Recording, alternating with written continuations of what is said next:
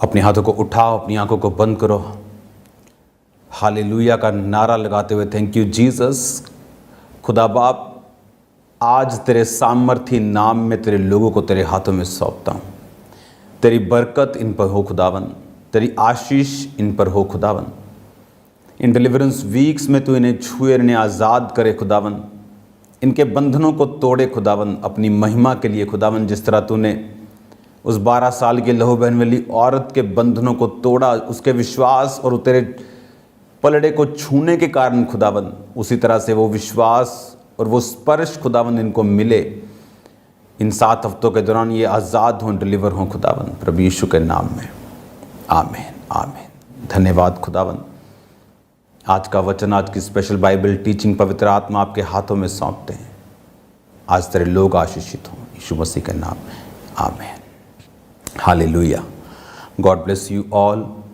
मेरा बिलीव है कि आज खुदावंद की प्रेजेंस में आप सेम नहीं होंगे जब आप इन वचनों को सुनेंगे। बाइबल कहती है परमेश्वर ने हमें वर्ड दिया है। अगर आप बाइबल में ध्यान से पढ़ें तो परमेश्वर के वचन में लिखा है कि मैंने अपने वचन को अपने नाम से भी अधिक महत्व दिया। तो परमेश्वर अपने वचन को महत्व क्यों देता है? आज मैं लोगों से, अपने मेंटर्स जो मेंटरशिप के नीचे पास्टर्स हैं, मैं उनसे एक बात ज़रूर बोलता हूँ, मैं उनसे एक बात ज़रूर कहता हूँ कि जब आप बाइबल को पढ़ें तो इस रीति के साथ मत पढ़ें कि आपको इसे प्रीच करना है। आप बाइबल को इस रीति के साथ पढ़ें कि जिस तरह से आपको परमेश्वर के वचन की ज़रूरत है। हालेलुया। निर्गमन 15 उसकी 1 आयत में लिखा, तब मूसा और इज़राइलियों ने यहोवा के लिए ये गीत गाया। उन्होंने कहा, मैं यहोवा का गीत गाऊंगा क्योंकि वो महाप्रतापी ठहरा है। घोड़ों सवेत सवारों को उसने समुद्र में पटक दिया है। यहोवा मेरा बल और मेरे भजन का विषय है, वह मेरा उद्धार भी ठहरा है। मेरा परमेश्वर वही है, मैं उसी की स्तुति करूंगा, मैं उसके लिए निवास स्थान बनाऊंगा। मेरे पूर्वजों का परमेश्वर वही है, मैं उसको सराहूंगा। जब भी इन डिलीवरेंस वीक्स में आपको ये बात बड़े ध्यान में अपने रखनी है कि परमेश्वर अपने वचन के बिना कुछ भी नहीं करता।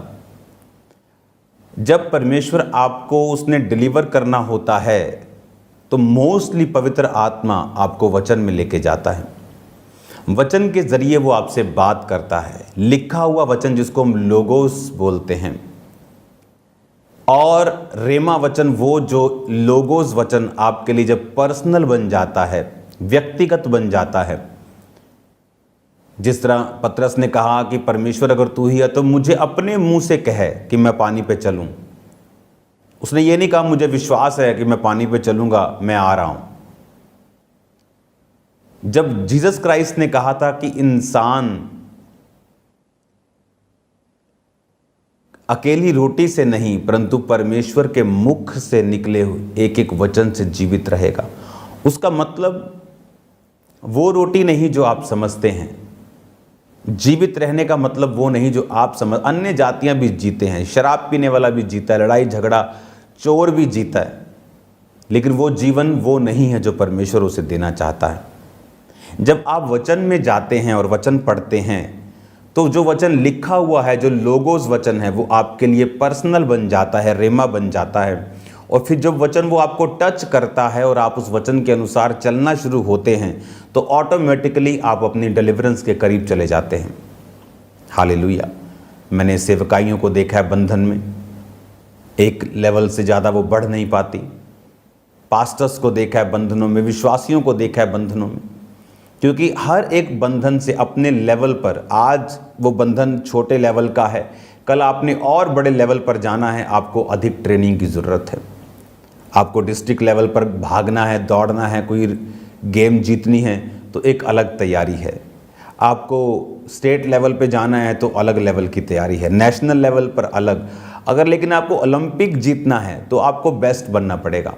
उसी तरह से आपकी लाइफ के अगले लेवल पर जाने से पहले परमेश्वर आपको वचन के साथ जोड़ता है ताकि आप लोग उस वचन के ज़रिए से अपने डिलीवरेंस को, अपने छुटकारे को हासिल कर सकें। आपकी फैमिली में सब कुछ सही है लेकिन एक बेटा है जो नशे करता है।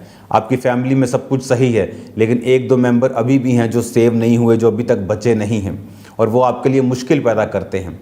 और तभी जब परमेश्वर का आत्मा आपको वचन में लेके जाता है, आप वचन पढ़ना शुरू करते हैं, और आप जब वचन पढ़ेंगे तो नेचुरली बाइबल कहती है कि आप शीशे के सामने खड़े होते हैं। वचन ये भी दिखाता है परमेश्वर कौन है, और वचन ये भी दिखाता है कि आप कैसे हैं। मेकअप बिना शीशे के आप नहीं करते। आपको मालूम है कहाँ लाल करना है, कहाँ पीला करना है, लेडीज़ लोग को मालूम है। बिना शीशे के नहीं हो सकता। वचन शीशा है। जब वचन हम शीशे के सामने खड़े होते हैं, हमें मालूम होता है अच्छा यहाँ पर थोड़ी कमी है, अच्छा यहाँ पर काम होने वाला है, इस एरिया में मुझे सुंदर करने की अपनी लाइफ को ज़रूरत है, पवित्रताई में कहीं कमी है, प्रेयर में। वो वचन के साथ जुड़ने से ही आपकी लाइफ में होता है। हालेलुया। जब आप वर्ड पढ़ना शुरू करते हैं, रोज़ की रोटी जो स्पेशल बाइबल टीचिंग है, ये भी आपको मैं इसलिए दे रहा हूँ कि आपका जो इंटरेस्ट है वो परमेश्वर के वचन में जाए।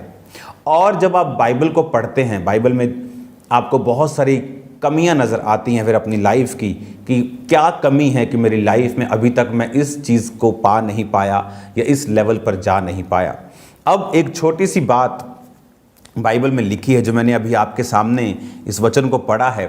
अगर आप नए नियम में भी पढ़ेंगे तो बाइबल कहती, पौलुस ने एक पत्र लिखा और कलीसिया को बोला कि कलीसियाओं की रीति के अनुसार सप्ताह के पहले दिन इकट्ठा होना मत छोड़ना। उसने ये नहीं कहा घर बैठकर वचन सुनो, उसने ये नहीं कहा घर बैठकर ऑनलाइन वचन सुनो। ऑनलाइन उन लोगों के लिए है जिनकी पूरी की पूरी फैमिली नॉन बिलीवर है। अभी 1-2-4 हफ्ते हुए हैं उनको परमेश्वर में आए हुए। अभी एक अनमैरिड लड़की है, कुंवारी लड़की है, घर में बैठकर वचन सुन रही है।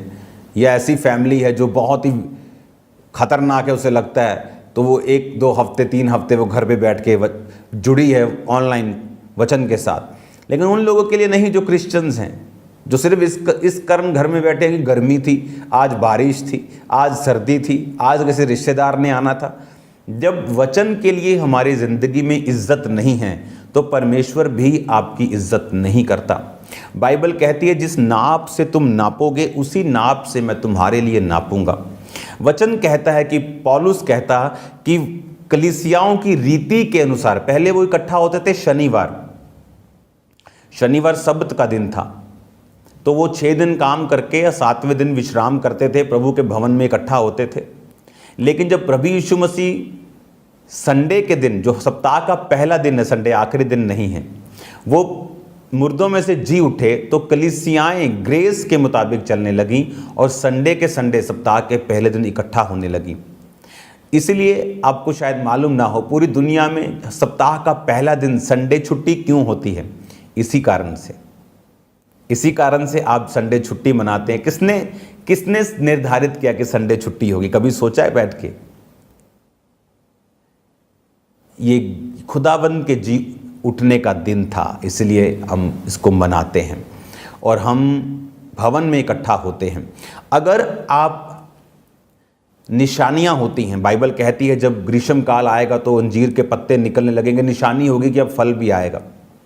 तो डिलीवरेंस की निशानियां होती, जब आप कुछ स्टेप्स को फॉलो करने लगते हैं तो छुटकारे की कुछ निशानियां होती हैं, आपकी लाइफ में आती हैं। अब यहाँ पर जो मैंने वचन पढ़ा, उसने कहा कि मैं उसकी स्तुति करूंगा और मैं उसके लिए निवास स्थान बनाऊंगा। अब जब परमेश्वर ने उनको छुटकारा दिया तो उनके मुंह से क्या निकल रहा है कि मैं यहोवा के लिए एक भवन बनाऊंगा। मैंने देखा है परमेश्वर ये चाहता है कि उसका हर एक जन, उसका हर एक विश्वासी भवनों के साथ जुड़ा हुआ हो, एक जीवित चर्च का एक्टिव मेंबर हो। वो चर्च आप दुनिया में जहां भी जाते हैं, आप मेरा वचन अगर तमिलनाडु से सुन रहे हैं तो वहाँ किसी जीवित चर्च के क्या आप मेंबर हैं? या आप भी किसी ओहदे में फंसे हुए हैं चर्च में, और उस चर्च में कुछ भी आत्मा नहीं, कोई भी हीलिंग नहीं, कोई डिलीवरेंस नहीं, कोई वचन का प्रचार नहीं, सिर्फ फॉर्मेलिटी है, तो आप डिलीवरेंस नहीं ले सकते। वो व्यक्ति डिलीवरेंस नहीं ले सकता जो अभी तक इंसानों को प्रसन्न करने की मुद्रा में है, जो इस पोजीशन में है कि वो इंसानों को खुश कर रहा है और पवित्र आत्मा की बात को वो नहीं सुन रहा। उस व्यक्ति का छुटकारा होना बहुत मुश्किल है। छुटकारा केवल प्रार्थना के द्वारा संभव नहीं होता।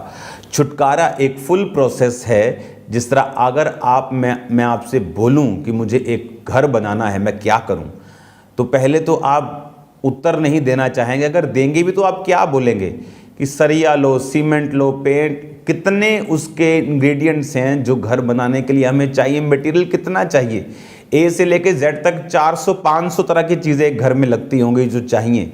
लेकिन जब हम आत्मिक घर के बारे में बात करते हैं या अपने छुटकारे के बारे में बात करते हैं, तो कहीं भी बैठकर हम ये बोलते हैं कि चलो दुआ करेंगे, खुदावंद करेगा। ऐसा नहीं है। आंखें बंद कर लेने से कबूतर के बिल्ली नहीं चली जाती। आंखें बंद करने से अज्ञानता में, बाइबल कहती, लोग नाश होते हैं और शैतान उनकी ज़िंदगियों में काम अज्ञानता की वजह से करता है। जब तक आप परमेश्वर के जीवित भवनों के साथ नहीं जुड़े हुए और आप वचन को नहीं पढ़ते और प्रार्थना नहीं करते, तब तक आपका छुटकारा जो है वो पॉसिबल नहीं है। यहाँ पर मूसा, ये तब की बात है जब कोई भवन नहीं था, अभी तक तो कोई भवन नहीं था, लेकिन उसने कहा मैं यहोवा के लिए भवन बनाऊंगा। पौलुस कहता है सप्ताह के पहले दिन परमेश्वर की कलीसियाओं की रीति के अनुसार इकट्ठा होना मत छोड़ो। तो तब तो पहले तंबू में लोग इकट्ठा होते थे, लेकिन नए नियम के बाद, यीशु मसीह के जी उठने के बाद, जहाँ 2 या 3 उसके नाम में इकट्ठा होते, जहाँ कोई जीवित चर्च है, चाहे वो घरों में लगती हो, चाहे वो पंडालों में लगती हो, चाहे बड़ी हो चाहे छोटी हो, अगर आप जीवित चर्च के मेंबर हैं तो बाइबल कहती है आप ब्लेसिंग के लिए फिर तैयार होते हैं। हालेलुया। इसीलिए मैंने कहा था ये 7 डिलीवरेंस के जो वीक होंगे, आपको चर्च में आना ज़रूरी है। पवित्र आत्मा ने मालूम मुझसे क्या कहा, यहाँ तक कि जो लोग ब्रांचेस में भी जाते हैं, अगर आपको लगता है कि नहीं मुझे मेन चर्च में ये संडे जाना है, मुझे पवित्र आत्मा अगुवाई कर रहा है, तो उसकी आवाज़ को इग्नोर मत करो। हालेलुया। आपको स्पिरिट में ओपन होना होगा कि परमेश्वर आपकी आत्मा से क्या बात कर रहा है।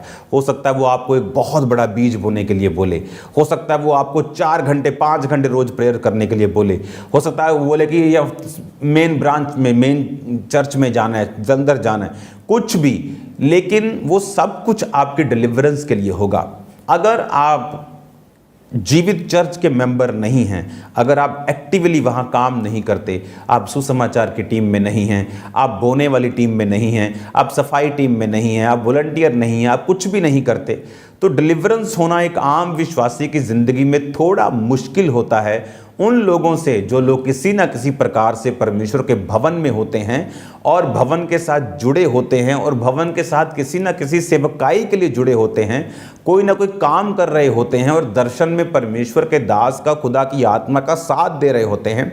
इसलिए मैंने कहा जब आप इन 7 हफ्तों में चर्च आएंगे तो मेक श्योर आपकी आईज स्पिरिचुअल ओपन हों, आपके ईयर ओपन हों, आप परमेश्वर की आवाज़ को बड़े ध्यान से सुन सकें, समझ सकें कि परमेश्वर आपसे क्या बात कर रहा है। वो रोज़े रखने के लिए बोल रहा है, वो बीज बोने के लिए बोल रहा है, क्योंकि मैंने देखा है छुटकारों के हफ्तों में अगर आप बीज कई बार नहीं बोते तो कई बार तब भी आपका छुटकारा नहीं हो। मैं आपको रियलिटी बता रहा हूँ, खुदावंद जानता है आपका पैसा खुदा के कामों में किस रीति से जा रहा है और कहाँ कहाँ खुदावंद काम कर रहा है।